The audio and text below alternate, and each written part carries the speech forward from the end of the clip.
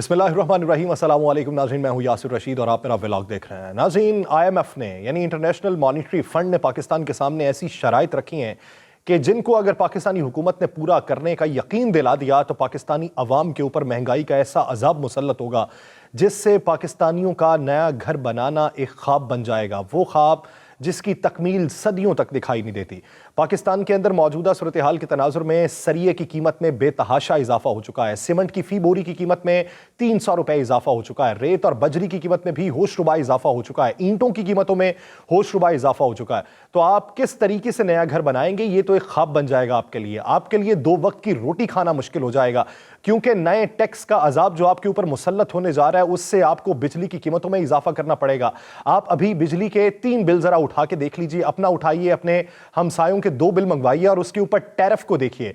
आपके ऊपर टैरिफ कुछ और लगा होगा, हमसाये के ऊपर टैरिफ कुछ और लगा होगा और दीगर लोगों के ऊपर टैरिफ कुछ और लगा होगा। और आपने जो यूनिट इस्तेमाल किए होंगे वो तकरीबन 100, 80, 90 इसके करीब यूनिट्स होंगे, लेकिन तमाम बिल्स के ऊपर टैरिफ मुख्तलिफ होंगे। वो जो 300 की हद थी, पहले के 300 के ऊपर जाके स्लैब को तब्दील कर दिया जाएगा। IMF ने वो शर्त रखी है कि अब 100 यूनिट्स के बाद स्लैब को तब्दील कर दिया जाएगा। तो सोचिए कि जब 100 यूनिट के ऊपर आपकी स्लैब मुख्तलिफ हो जाएगी, अभी गर्मियों के दिन आएंगे, अभी आपको सर्दियों के दिनों में भी लोड शेडिंग का सामना करना पड़ रहा है, तो गर्मियों के दिनों में आपके ऊपर मजीद अजाब मुसल्लत होगा। आपको बिजली के बिल भारी कीमत में अदा करना पड़ेंगे, ना देंगे तो आपके मीटर उतार लिए जाएंगे।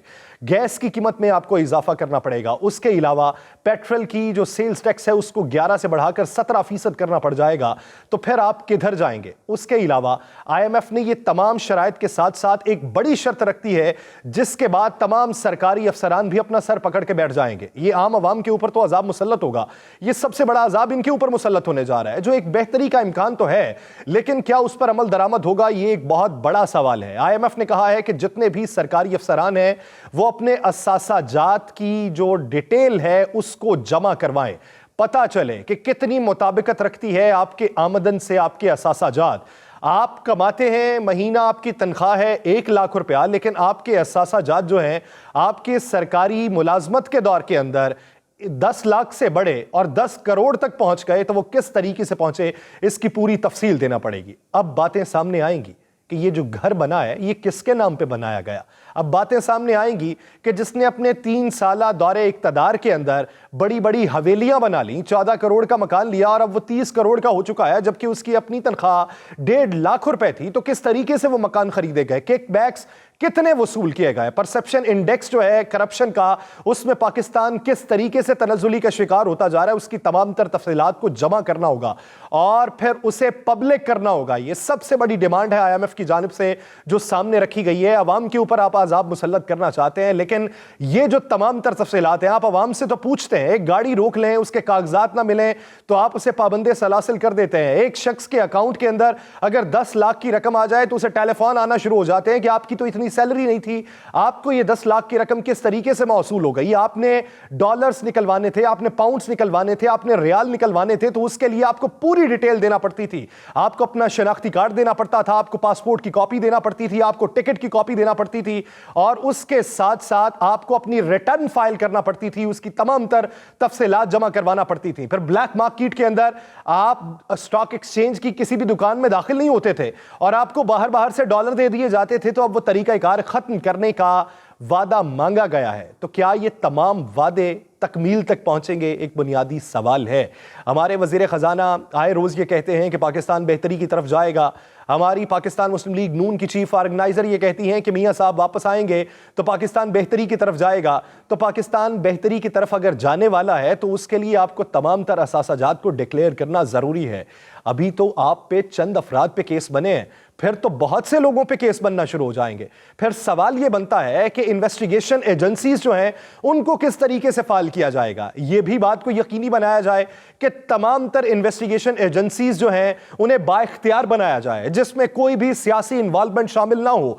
किसी को उठाया जाए, उसके ऊपर मुकदमा डाला जाए और जब ये आप देखें कि उसकी बर्रियत का फैसला होने वाला है तो फिर एक और मुकदमा डाल दें। पाकिस्तान में मौजूदा सूरत हाल ये है कि आप लोगों को उठाते हैं, उनके ऊपर मुकदमे डालते हैं और उनकी मुकदमे में बर्रियत हो जाती है। सवाल ये पैदा होता है कि अगर आपको ये लगता है कि इसने वाकई जुर्म किया है, उसे उठाया गया, उसके ऊपर मुकदमा किया गया, तो आपकी प्रोसिक्यूशन के ऊपर सवाल उठते हैं कि आपकी प्रोसिक्यूशन क्या इस हद तक कमजोर थी कि वो शख्स मुकदमे में बरी हो चुका है। आप पे सवाल ये बनता है कि एक शख्स को उठाया, उसका 2 रोजा आपने जिस्मानी रिमांड भी ले लिया, जिस्मानी रिमांड हासिल करने के बाद जब उसकी जमानत आपको दिखाई देने लगी तो फिर मरी में मुकदमा कर दिया।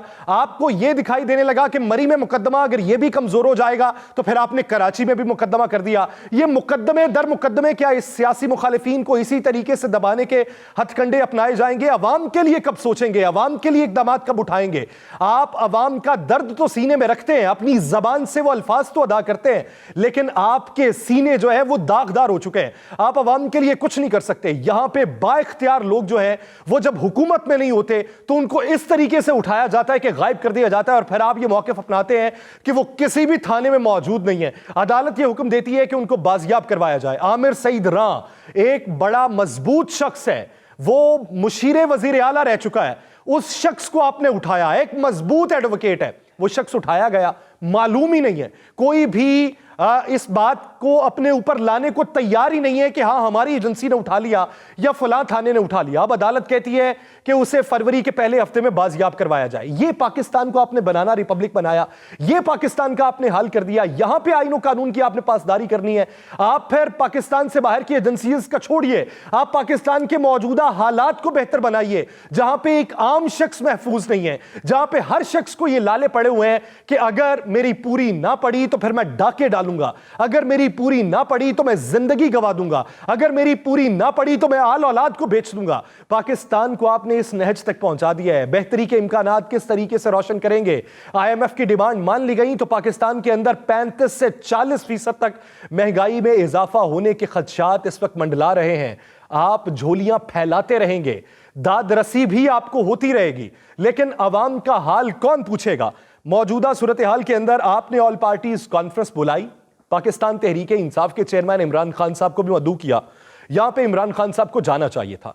अगर ये बात मुल्की सालमियत के हवाले से है, अगर ये बात मुल्की मईशत को बेहतर डगर में लाने के हवाले से है, अगर ये बात नए इंतखाबात करवाने के हवाले से है, अगर ये बात बिगड़ते हालात को कंट्रोल करने के हवाले से है, अगर ये बात तमाम स्टेक होल्डर्स का एक नुक्ते पे मुत्तफिक होने के हवाले से है, अगर ये बात मुखालिफिन को एक वाज़े पैगाम देने के हवाले से है, अगर ये बात कौमी यकजहती का पैगाम देने के हवाले से है, तो फिर इमरान खान साहब आपको जाना चाहिए, आपको जवाब नहीं देना चाहिए। लेकिन इसमें हुक्मराने वक्त की भी जिम्मेदारी बनती है कि आपने किस तनाजुर में यह पैगाम पहुंचाया है। आपके दिल के अंदर कौन सी बात थी? कि आप वाकई मुल्क की बेहतरी के लिए सबको इकट्ठा करना चाहते हैं? कि आप वाकई मुल्की निजाम को बेहतर समत में गामजन करने के लिए सब कुछ करना चाहते हैं? तो फिर बुलाइए, मेज पे बैठाइए, बातें कीजिए और उसका एक हल निकालिए, और अवाम को बताइए कि हमने अपनी आपसी कुदूरतें खत्म कर दी हैं।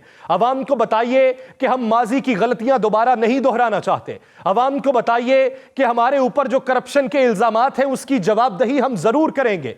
अवाम को बताइए कि हमारे ऊपर जितने भी इल्जामात हैं उसकी शफाफ तरीके से इंक्वायरी को मुमकिन बनाएंगे। अवाम को यह बताइए कि जितना पैसा लूटा गया उसे पाकिस्तान में वापस लाया जाएगा।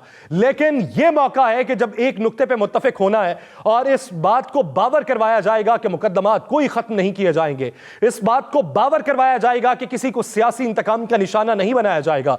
IMF ने आपका गला दबाया है। IMF ने यह बात की है कि फ्री फ्लोटिंग को तो आपने मुतारिफ करवा दिया, लेकिन डॉलर को फिर भी रोकने की कोशिश की जा रही है। तो आज ही के दिन डॉलर की कीमत में 7 रुपए मजीद इजाफा हो गया।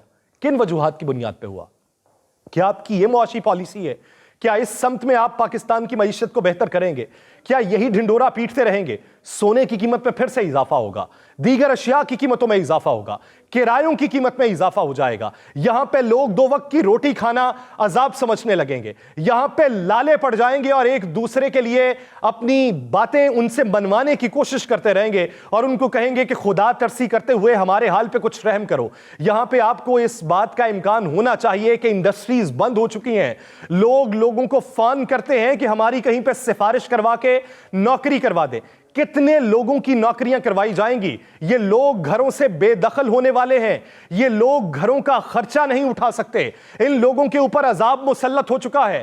اس عذاب کو لوگوں سے سر کے ٹالنے کی کوشش کیجئے، لوگوں کی زندگی بہتر بنانے کی کوشش کیجئے، آپسی قدورتیں مٹا دیجئے، خدا کے لیے پاکستان کو بہتر سمت میں گامزن ہونے دیجئے۔ یہ مقدمات کی بھرمار، اس کو اٹھا لو، اس کو گرا لو، اس کو مار دو، اس کو دنیا کے سامنے ننگا کر دو، یہ سیاست کو ترک کر دیجئے۔ روزانہ کی بنیاد پہ ایک ہی جملے، ایک ہی فریاد آپ کے سامنے رکھتے ہوئے ہمارا بھی دل نہیں کرتا کہ اس طریقے سے آ کے باتیں کی جائیں، لیکن پاکستان کے ہر دن کے اندر ہمیں کوئی بھی حوصلہ افزا خبر سننے کو نہیں ملتی۔